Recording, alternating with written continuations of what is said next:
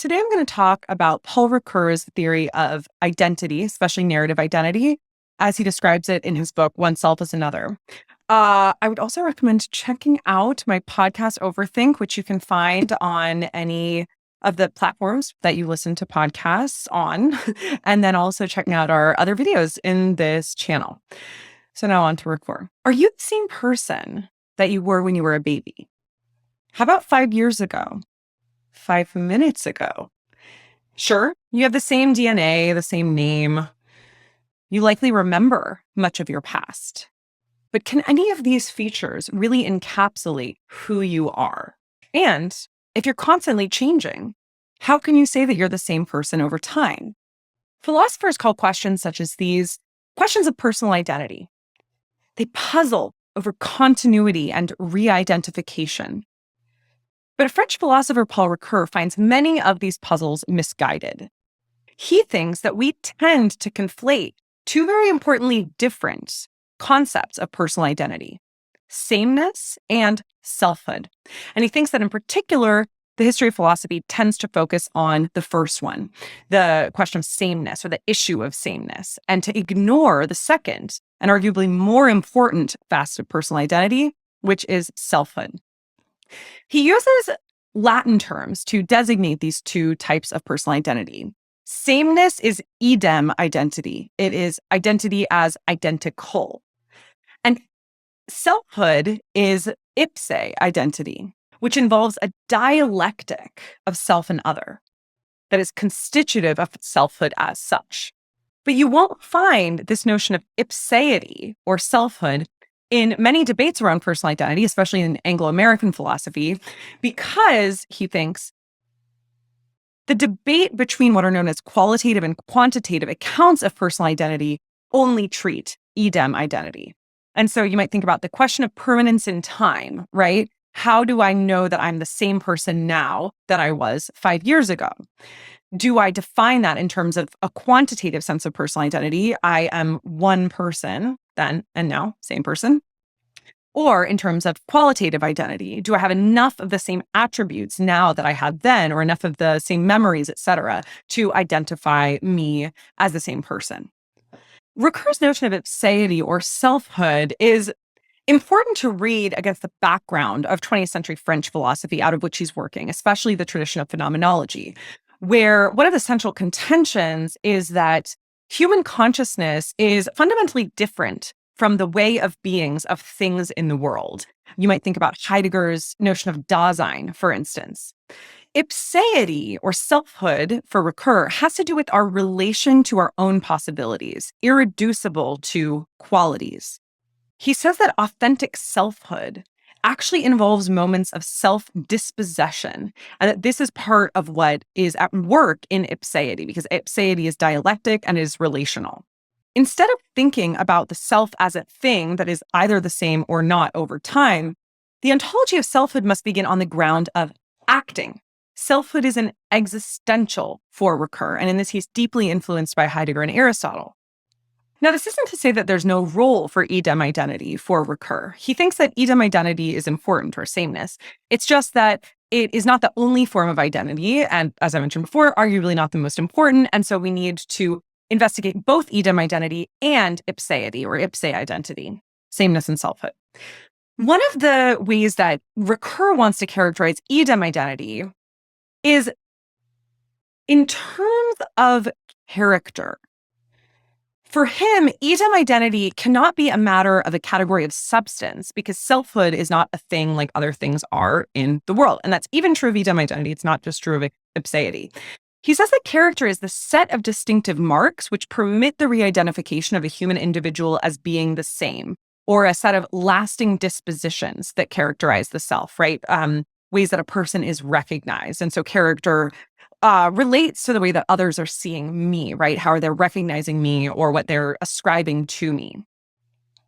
And in character, even though he does associate it with idem identity, he says that there's almost a kind of a full overlapping of idem identity and ipseity.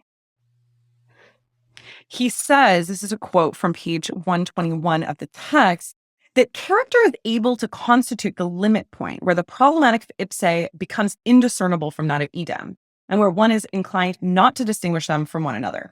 That's actually a pretty succinct quote from Ricoeur, but I will just note that Ricoeur's a very interesting thinker, not a very good writer, at least, and especially, I would say, in this text. Oneself is Another is kind of a challenging text read. It's very dry.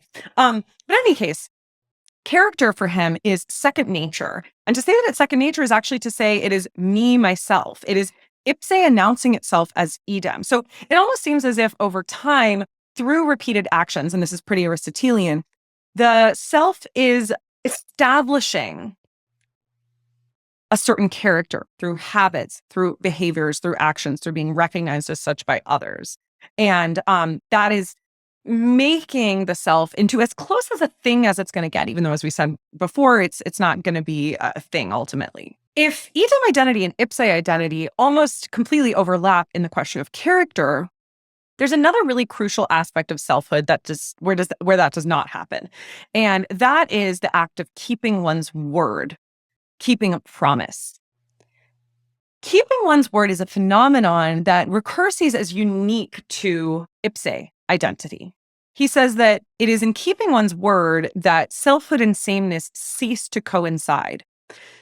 Keeping one's word pertains to self-constancy. It's an expression of self-constancy that is solely in the dimension of the who. So another way that you might think about the difference between idem and ipse is that idem pertains to the self as a what, and that ipse pertains to the self as a who, as fundamentally different from a what. And self-constancy through keeping one's word is a big part of this, actually.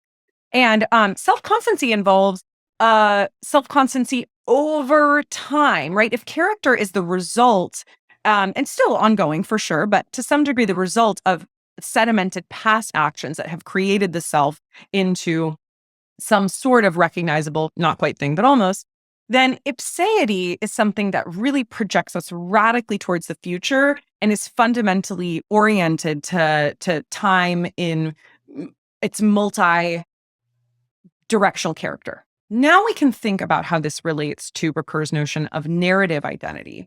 He thinks that a narrative theory of personal identity, and as I mentioned, this is what he's really known for in this text, and elsewhere. He writes about this elsewhere as well.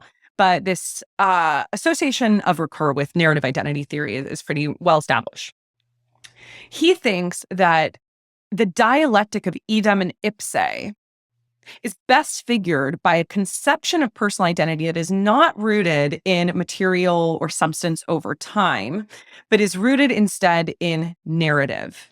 Not narrative just in a simple sense of like telling my life story, right?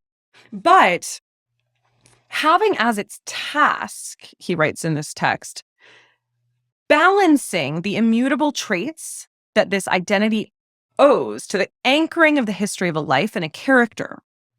And, other side of the balance, those traits which tend to separate the identity of the self from the sameness of character. And so if there's a dialectic going on between idem and ipse identities, which Ricoeur thinks that there are also multiple other dialectics going on, including the dialectic between the self and others. But in any case, if we want to do justice to that dialectic, then we're also going to need to find a theory of personal identity that balances the way that idem and ipse identities overlap, but also the way that they're fundamentally different. And that's what he sees narrative identity as doing. Because what narrative identity does is bring together action and character, right? Telling a story means to say who did what and how by spreading out in time the connection between these various viewpoints. And so anytime we're telling a narrative, there's both a certain kind of continuity, right? We have a sense of who the character is over time. We have a sense of their setting, et cetera. But there are also dynamic changes throughout the course of the narrative that is needed in order for the narrative to move along. And in particular, these dynamic changes have to hinge on the actions of the character or characters involved. And so there's novelty. It's not just a matter of constancy.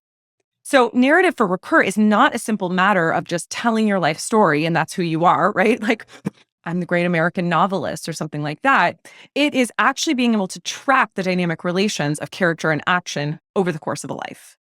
As always, there's a lot more to say here. I would recommend checking out Oneself as Another.